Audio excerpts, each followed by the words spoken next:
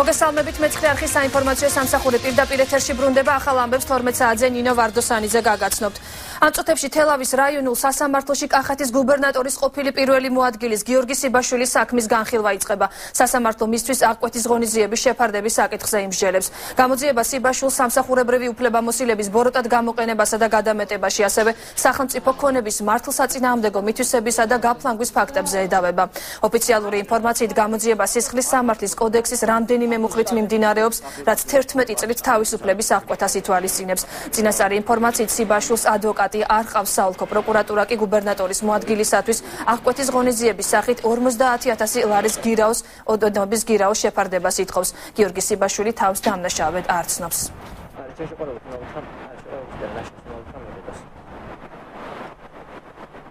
ბრალს წაუყენებენ დავით კეზერაშვილს, ფინანსთა სამინისტროს საგამოძიებო სამსახურმა თავდაცვის ყოფილი მინისტრის მიმართ სამართლებრივი დევნა დაიწყო.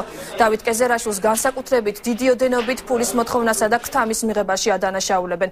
გამოძიების ინფორმაციით კეზერაშვილის მიერ განხორციელებული უკანონო სქემების შედეგად სახელმწიფომ 50 მილიონამდე ლარის ზარალი ნახა, თავად კეზერაშვილმა კი უკანონო შემოსავლის სახით დაახლოებით 12 მილიონი დოლარი მიიღო.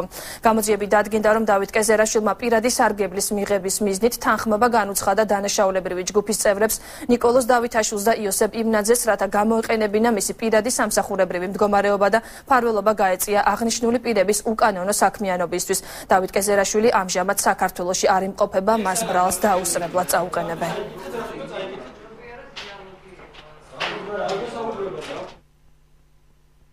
კეზერაშვილმა იმის ნაცვლად, რომ მიიღო ზომები დანაშაულებრივი სქემის აღსაკვეთად, რაც მის უშუალო კომპეტენცია იყო როგორც ფინანსური პოლიციის უფროსის, დათანხმდა უკანონო ბიზნესის მფარველობას და ქთამის აღებას.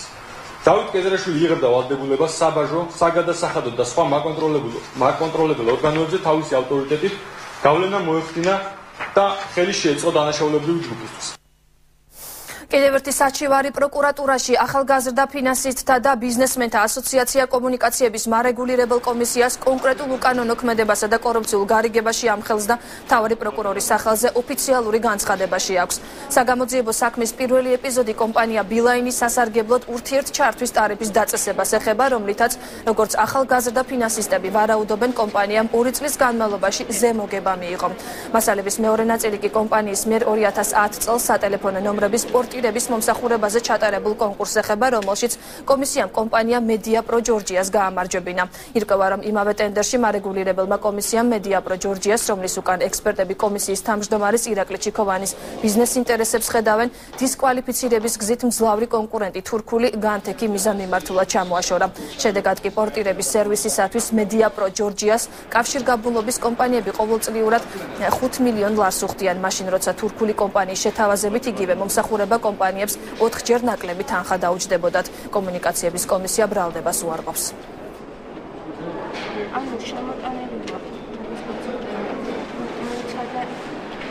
პროკურატურის მხრიდან აუცილებლად უნდა მოყვეს დაინტერესება, ვინაიდან საკითხები არც თუ ისე, ასე ვთქვათ, სუბუქია, საკმაოდ ძიმე ფაქტებია წარმოდგენილი ამ განცხადებაში.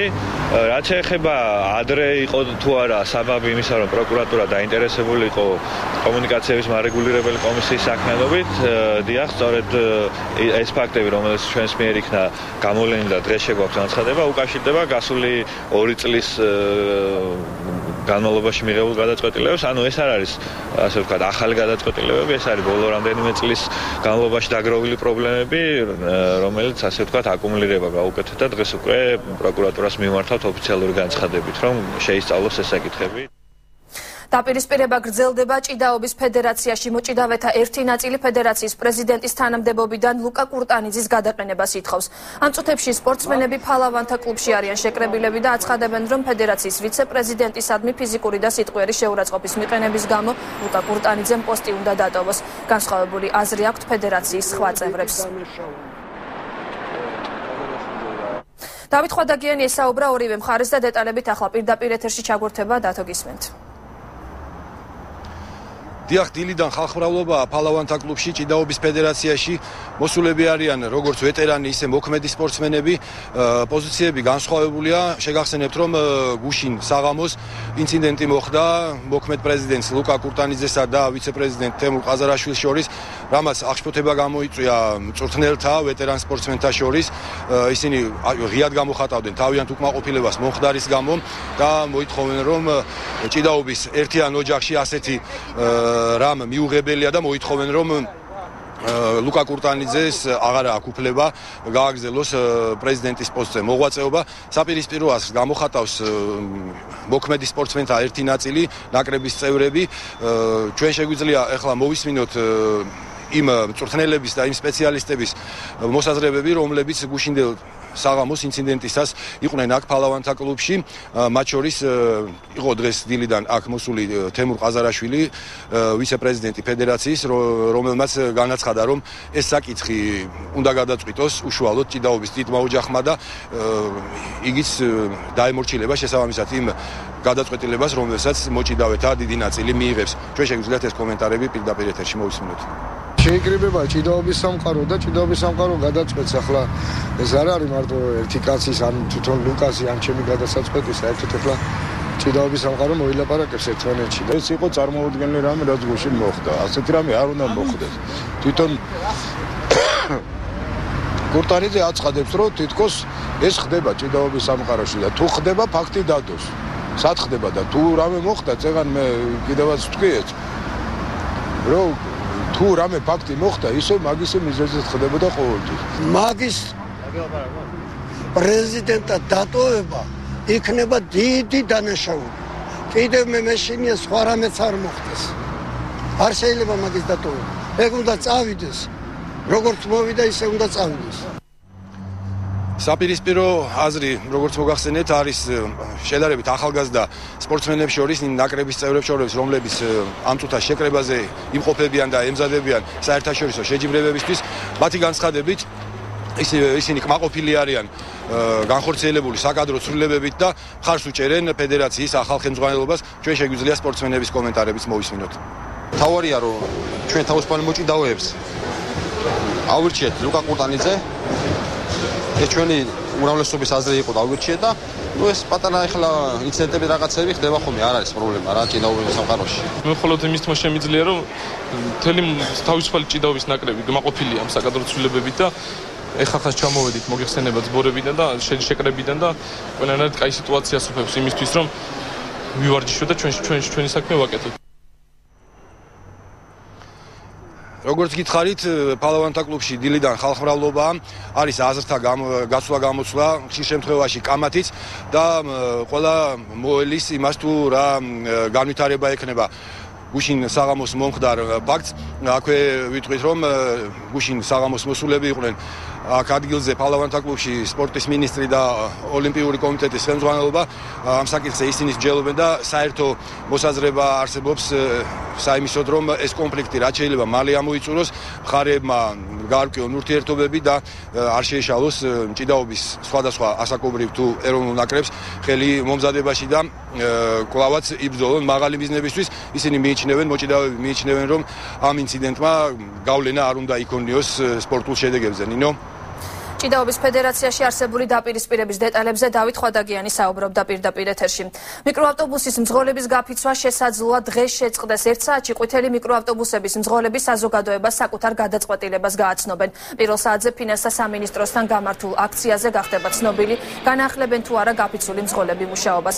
კომპანია თბილისის მიკროავტობუსი მზად არის მძღოლების მოთხოვნები ნაწილობრივ დააკმაყოფილოს. მძღოლები კი სანაცვლოდ ოფიციალურ საგარანტიო დოკუმენტს ითხოვენ, სადაც მითითებული იქნება, რომ აღნიშნული მოთხოვნები ერთი თვის ვადაში შესრულდება. ამ ეტაპზე კომპანია მხოლოდ ყოველდღიური გადასახადის შემცირებას არ თანხმდება.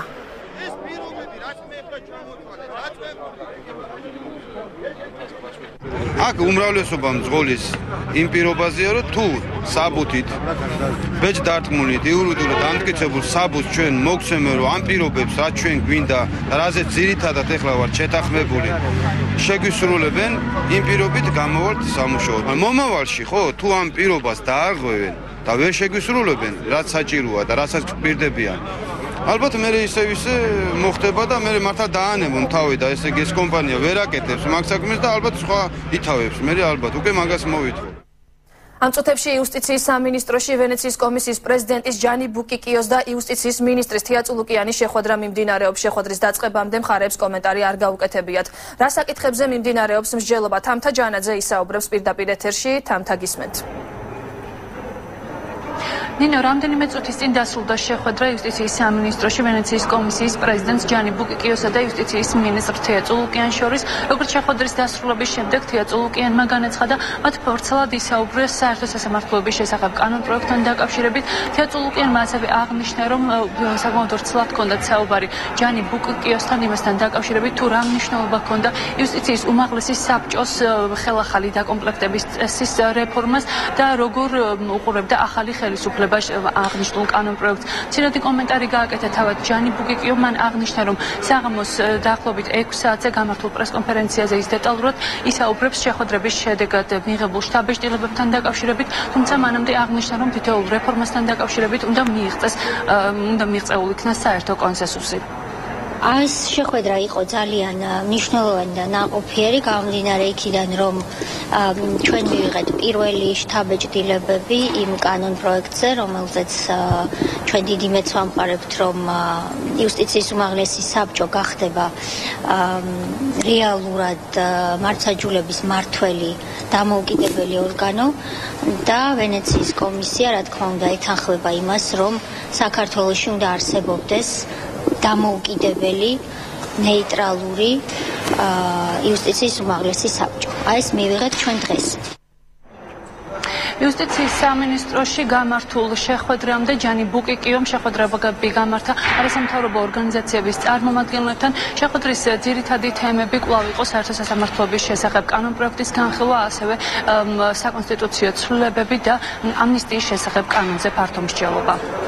შევთანხმდით, რომ უახლოეს მომავალში ერთ კვირაში ჩამოდის სამუშაო ჯგუფი კონკრეტულ საკითხებზე, სადაც იქნება განხილული დეტალურად სასამართლო რეფორმის ნიუანსები, ახალი კანონპროექტი, მათ შორის, როგორც ბატონმა ბუკიკიომ აღნიშნა, მას და ვენეციის კომისიას გადაწყვეტილი აქვს, რომ დასკვნა დადოს როგორც სასამართლო რეფორმაზე, ისე ამნისტიის კანონპროექტთან დაკავშირებით. როგორც ჩანს, მათი მხრიდან არის განსაკუთრებული ინტერესი, განსაკუთრებით სასამართლო რეფორმის მხრიდან და მათი დაინტერესება არის ის, რომ ეს რეფორმა წარიმართოს ისე, რომ თავისუფალი იყოს ყოველგვარი პოლიტიკური გავლენისაგან ეს პროცესი და რეალურად ყველა, ასე ვთქვათ, მოსამართლე იყოს თავისუფალი ნებისმიერი პოლიტიკური ტიპის ზეწოლისაგან. რამდენიმე წუთში კი ვენეციის კომისიის პრეზიდენტი ჯანი ბუკიკიო საკონსტიტუციო სასამართლოს თავმჯდომარეს გიორგი პაპუაშვილს შეხვდება. მადლობა თამთა, ეს იყო თამთა ჯანაძე ვენეციის კომისიის პრეზიდენტის მიერ გამართული შეხვედრების დეტალებით. ტელეკომპანია BBC-ს რუსული სამსახური ირაკლი ალასანიასთან ექსკლუზიური ინტერვიუს აქვეყნებს. თავდაცვის მინისტრი რუსეთთან ურთიერთობაზე საუბრობს. მე ვარ იმ ქვეყნის თავდაცვის მინისტრი, რომლის ტერიტორიის 20% ოკუპირებულია რუსეთის მიერ და რასაკვირველია, ჩემი მთავარი ამოცანა არ დავუშვა მომავალში რუსეთსა და საქართველოს შორის ესკალაცია, აცხადებს ირაკლი ალასანია. ჟურნალისტის კითხვას წინამორბედ გენერალ ყურაშვილის მსგავსად შეუძლია თუ არა დაასახელოს საქართველოს ტერიტორიული მთლიანობის აღდგენის კონკრეტული ვადა. ალასანია პასუხობს, რომ საქართველოს მთავრობას რეალობის სამხედრო ჩარევის გზით შეცვლის გეგმები არ აქვს. როგორც თავდაცვის მინისტრი აცხადებს, ურთიერთობის ნორმალიზება აფხაზებსა და ოსებთან კონფლიქტის გზით წარმოუდგენელია. მისივე განცხადებით, ჟენევის პროცესი ყველაზე მნიშვნელოვანი პოლიტიკური ფორუმია. როგორც ალასანია აღნიშნავს, ის, რასაც პრემიერის სპეციალური წარმომადგენელი რუსეთთან ურთიერთობაში აკეთებს, ეხება მხოლოდ სავაჭრო და არა პოლიტიკურ საკითხებს. Год с половиной тому назад декларированная с нынешним кабинетом министров. Я министр обороны страны. მინდა გითხრათ, რომ ვარ ქვეყნის თავდაცვის მინისტრი, რომლის ტერიტორიების 20% რუსეთის მიერ არის ოკუპირებული. რა თქმა უნდა, ჩემთვის მთავარი ამოცანაა, რომ არ მოხდეს მომავალში რუსეთსა და საქართველოს შორის სიტუაციის ესკალაცია. ანუ არსებობს პრაგმატიზმის პოლიტიკა, რომლის კურსიც ბიძინა ივანიშვილის ხელმძღვანელობით ახალმა ხელისუფლებამ აიღო. ვფიქრობ, რომ ვაჭრობა და კულტურული ურთიერთობები ეს ის გახლავთ, საიდანაც უნდა დავიწყოთ რუსეთთან ურთიერთობის დალაგება. Потому что საქართველოს თავდაცვის სამინისტროს დელეგაცია სამუშაო ვიზიტით ისრაელში გაემგზავრა. ისრაელში შეხვედრებს თავდაცვის მინისტრის მოადგილე ზაზა ბროლაძე და გაერთიანებული შტაბის უფროსის მოადგილე პოლკოვნიკი ვლადიმერ ჩაჩიბაია გამართავენ. ვიზიტის მიზანი სამხედრო სამრეწველო საწარმო დელტას ებრაელ პარტნიორებთან საქმიანი ურთიერთობის გაღრმავება და ერთობლივი პროექტების დაგეგმვაა. სამეცნიერო კვლევითი ცენტრი დელტა საქართველოში სამხედრო ტექნიკის ერთადერთი მწარმოებელი ორგანიზაციაა. დელტა ცეცხლსასროლ იარაღს, ნაღმტყორცნებს, ჯავშან და ქვეითთა საბრძოლო მანქანებს სისტემებს, ასევე საარტილერიო სისტემებს, უნივერსალურ საბრძოლო მოდულებს, ჯარისკაცის აღჭურვილობას და სპეცტანსაცმელს, ოპტიკურ ხელსაწყოებს, საბრძოლო მასალებს, ბრძოლის მართვის სისტემებს და სხვა სამხედრო დანიშნულების პროდუქციას აწარმოებს. ორგანიზაციაში 2000-ზე მეტი ადამიანია დასაქმებული. საქართველოს თავდაცვის სამინისტრო არაპირებს სამხედრო სამრეწველო საწარმო დელტას ლიკვიდაციას და ბატონი მიხეილ სააკაშვილი გახლავთ შეცდომაშიც ეყვანილი. პირიქით, თუ კი ადრე სამხედრო საბრძოლო მანქანების ლაზიკა და დიდგორის დაგეგმვა ხდებოდა ცალკეული პოლიტიკოსების გემოვნების მიხედვით, ამჟამად დელტას რეფორმირებული მენეჯმენტი აქტიურად მუშაობს პროფესიონალ სამხედრო ინსტრუქტორებთან და ამ საქმის ექსპერტებთან, რათა გათვალისწინებული იქნას მათი კომპეტენტური აზრი. შინაგან საქმეთა მინისტრი კი ვაშინგტონში შეხვედრებს განაგრძობს. ამერიკის შეერთებულ შტატებში სამუშაო ვიზიტის ფარგლებში ირაკლი ღარიბაშვილი ფედერალური გამოძიების ბიუროს ხელმძღვანელებს შეხვდა. შეხვედრაზე ურთიერთთანამშრომლობის გაღრმავების ტექნიკური და ინტელექტუალური მხარდაჭერის პერსპექტივები განიხილეს. მინისტრმა ასევე შეხვედრა გამართა შეერთებული შტატების პრეზიდენტის მრჩეველთან დოქტორ ელიზაბეთ შერვუდ რანდოლთთან, რომელსაც მინისტრმა საქართველოში მიმდინარე პროცესების შესახებ ინფორმაცია მიაწოდა. შეხვედრაზე შინაგან საქმეთა სამინისტროში განხორციელებული ცვლილებები და დაგეგმილი რეფორმები განიხილეს. შინაგან საქმეთა მინისტრის სამუშაო ვიზიტი ამერიკაში 1 თებერვალს დასრულდება. საბოლოო ჯამში ეს იყო ძალიან ნაყოფიერი და ძალიან მნიშვნელოვანი შეხვედრა ჩვენთვის. ზოგადად ამერიკის შეერთებულ შტატების მხარდაჭერა არის უაღრესად მნიშვნელოვანი ჩვენი ქვეყნისთვის. ჩვენ განვიხილეთ ურთიერთთანამშრომლობის საკითხები. მათ აღვიქვეს სრული მხარდაჭერა მიმდინარე პროექტების განხორციელების საქმეში. საქართველოს და რუსეთის სომელიეთა ასოციაციები ქართულ ღვინოსთან დაკავშირებით ერთობლივ განცხადებას ავრცელებენ. განცხადებაში ნათქვამია, რომ როგორც ქართული, ასევე რუსული ასოციაციები ქართული ღვინის რუსულ ბაზარზე დაბრუნების შესაძლებლობას მიესალმებიან. საქართველოს სომელიეთა ასოციაციის პრეზიდენტი შალვა ხეთურიანის განცხადებით, ბოლო პერიოდში ქართული ღვინო მაღალი კლასისაა, რომელიც რუსულ ბაზარზეც კონკურენტუნარიანი იქნება. რუსეთის სომელიეთა და ექსპერტთა პრეზიდენტი არტურ სარქისიანი მიიჩნევს, რომ თბილისმა და მოსკოვმა ერთობლივად უნდა გაატარონ ღონისძიებები, რათა რუსეთის ტერიტორიაზე ქართული ღვინის ფალსიფიცირება არ მოხდეს. მივესალმებით ქართული ღვინოების დაბრუნების შესაძლებლობას რუსეთის ბაზარზე. გვინდა აღვნიშნოთ, რომ ბოლო წლების განმავლობაში მოხდა ქართული ღვინოების ხარისხის კვეთრი ზრდა, ასევე შემუშავდა ქვეყანაში კონტროლის საკმაოდ ეფექტური მექანიზმები. ქართულმა ღვინოებმა შეიძინა უფრო მეტი კონკურენტუნარიანობა და საქართველოში დღესდღეობით წარმოდება მაღალი კლასის და საერთაშორისო დონის ღვინოები და ვთვლით, რომ ეს ღვინოები იქნება საკმაოდ კონკურენტუნარიანი რუსულ ბაზარზე. ქართული ღვინო, რომელიც რუსეთის ბაზარზე გაიყიდება, უნდა იყოს ძალიან მაღალი ხარისხის და პროფესიონალების მიერ შემოწმებული. ჩვენ არ დავუშვებთ რუსულ ბაზარზე ფალსიფიცირებულ პროდუქტს. ეს საქართველოსთვის მეორე შანსია, რომელიც ძალიან ჭკვიანურად და კარგად უნდა გამოიყენოს. ოკუპირებული ტერიტორიებიდან იძულებით გადაადგილებულ პირთა განსახლების და ლტოლვილთა მინისტრი დავით არახველიძე გერმანიის განვითარების და რეკონსტრუქციის ბანკის ხელმძღვანელს საქართველოში ლარს ორმანს შეხვდა. საუბარი დევნილი მოსახლეობისათვის დაგეგმილ და მიმდინარე მშენებლობებს შეეხო. დავით არახველიძემ სტუმარს მადლობა გადაუხადა იმ მხარდაჭერისთვის, რასაც გერმანიის მთავრობა საქართველოსთვის და კერძოდ დევნილი მოსახლეობისთვის აკეთებს. მინისტრმა ლარს ორმანს ის პრობლემების გააცნო, რაც ჯერ კიდევ მოსაგვარებელია. მინისტრის განცხადებით რეგისტრირებული 90,000 დევნილი ოჯახიდან საცხოვრებელი ფართით დაკმაყოფილებულია მხოლოდ 25,000 ოჯახი, დანარჩენი ოჯახები კი ჯერ კიდევ მოლოდინის რეჟიმში არიან. ძალიან გაჭიანურდა ზუგდიდში 8 კორპუსის დაწყება და აქ MDF-ის და რეგიონალური სამინისტროს საკითხი არის ალბათ, მაგრამ იმედია რომ მალე დაიწყება და 280 ბინა უნდა მომზადდეს დევნილთათვის ზუგდიდის მიმდებარე ტერიტორიაზე. გერმანიის მთავრობამ 10 მილიონი დოლარი გამოყო საქართველოში დევნილების საცხოვრებლით უზრუნველყოფის მიზნით. ეს პროექტი წარმატებით მიმდინარეობს ფოთში, ზუგდიდში, ქუთაისში და წყალტუბოში. ვიმედოვნებთ, რომ ამ ფულით ეფექტურად მოხდება დევნილთა განსახლების პრობლემის გადაჭრა. 18 წლის ახალგაზრდა დააკავეს ქუთაისში სამართალდამცველებმა აღმაშენებლის გამზირზე შინაგან საქმეთა სამინისტროს საპატრულო პოლიციის დეპარტამენტის იმერეთის მთავარი სამმართველოს თანამშრომლებმა ავთანდილ ჩახუნაშვილის კუთვნილი BMW-ს მარკის ავტომანქანიდან მაგნიტოფონის და მობილური ტელეფონის ქურდობის ფაქტზე 1994 წელს დაბადებული პირი დანაშაულის ჩადენიდან რამდენიმე წუთში აიყვანეს. გამოძიება სისხლის სამართლის კოდექსის 177 მუხლის მესამე ნაწილით მიმდინარეობს, რაც 4-დან 7 წლამდე პატიმრობას ითვალისწინებს. მოძრაობდით აღმაშენებლის გამზირზე, როდესაც აღნიშნულ სამრეცხაოსთან შევამჩნიეთ მდგარი BMW, რომელშიც იყო საეჭვო პირი ახალგაზრდა მამაკაცი, რომელიც გადმოვიდა ავტომანქანიდან ჩვენი დანახვისას და ჩაიდო ქურთულში საეჭვო ნივთი. და სადაც ჩვენგან მიმალვა, როდესაც ჩვენ დავედევნეთ მას და დავაკავეთ ადგილზე. აღნიშნულ საქმეს იძიებს იმერეთის მთავარი სამმართველოს საპატრულო პოლიციის დეპარტამენტი სისხლის სამართლის 177 მუხლის მესამე ნაწილით. ნაციონალური მოძრაობა ხელისუფლებას შერჩევით სამართალში სდებს ბრალს და ამის დამადასტურებლად 4 ვიდეო მასალა მოჰყავს. ნაციონალური მოძრაობის წევრები აცხადებენ, რომ ყოფილი მაღალჩინოსნების დაკავების ფონზე პროკურატურა რეალურ დამნაშავეებს არ სდევნის. მათ შორის ასახელებენ ლუკა კურტანიძეს, ასევე ეკა ბესელიას და ლევან გაჩეჩილაძის ოჯახის წევრებს. ცოტა ხნის წინ ამ თემაზე ბრიფინგი საპარლამენტო უმცირესობის წევრმა თინა ბოკუჩავამ გამართა. ბრიფინგს თამარ გოგესაშვილი დაესწრო, რომელიც ახლა პირდაპირ ეთერში ისაუბრებს. თამარ გისმენთ.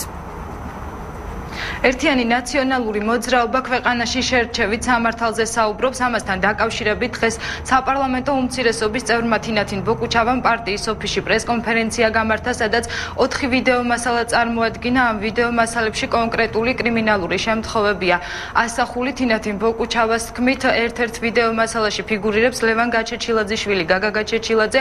ინციდენტის დროს დაიჭრა ერთი მოქალაქე, ხოლო სამართალდამცავმა ორგანოებმა გაგა გაჩეჩილაძე დაკითხვის შემდეგ გაათავისუფლეს. ასევე ერთ-ერთ ვიდეო მასალაში ნაჩვენები იყო ლუკა კურტანიძე.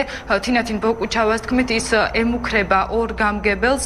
მათ შორის ერთ-ერთი არის ეთნიკური უმცირესობის წარმომადგენელი და მას ემუქრება ქვეყნიდან გაძევებით. ასევე ერთ-ერთ ვიდეო მასალაში წარმოდგენილია პრემიერ-მინისტრ ბიძინა ივანიშვილის ძმისშვილი, რომელიც ცდილობს მოისყიდოს პოლიციის თანამშრომელი. ნაციონალურ მოძრაობაში ამბობენ, რომ იმ ფონზე, როცა მიმდინარეობს მოქალაქეების დაკავება უსაფუძვლოდ და საქმეში რეალური მტკიცებულებების გარეშე, შინაგან საქმეთა სამინისტრო არ ინტერესდება იმ ვიდეო მასალებით, სადაც კონკრეტულ კრიმინალურ შემთხვევებზეა საუბარი. თინათინ ბოკუჩავა ხელისუფლებას შერჩევით სამართალში ადანაშაულებს. დღეს ასევე პრესკონფერენცია გამართა პარტიის ოფისში ზურაბ ჯაფარიძემ, რომელმაც ქვეყანაში არსებულ ეკონომიკურ მდგომარეობაზე ისაუბრა. უფრო დეტალურად რა საკითხები განიხილეს დღეს ნაციონალურ მოძრაობაში, შემდგომ საინფორმაციო გამოშვებებში შემოგთავაზებთ. დიდი მადლობა თამარ გოგესაშვილი საუბრობდა პირდაპირ ეთერში. მეორე დღეა ბაკურიანის სამთო სათხილამურო სპორტში საქართველოს თასის გათამაშების მეორე ეტაპს მასპინძლობს. საქართველოს თასი სპეციალურ სლალომში ვაჟებისთვის და გოგონებისთვის 3 ასაკობრივ ჯგუფში მიმდინარეობს. მოთხილამურეებმა ბაკურიანში სტარტი დიდველის ტრასაზე აიღეს. გამარჯვებულებს პრიზები გადაეცათ. საქართველოს თასის გათამაშება 4 ეტაპად იმართება. პირველი ეტაპი გუდაურში ჩატარდა. ეს არის საქართველოს თასის გათამაშება, რომელიც ეტაპობრივად და ეტაპების მიხედვით ტარდება.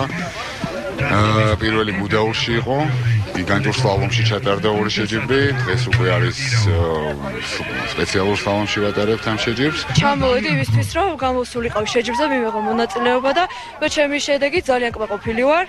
მიუხედავად იმისა, რომ დღეს ავიდმაც ხელი არ შეგვიწყო, მაგრამ ტრასა კარგი იყო და წარმატებას მივაღწიეთ. ახალი ამბებით პირველ საათზე დაბრუნდებით, დაგველოდეთ.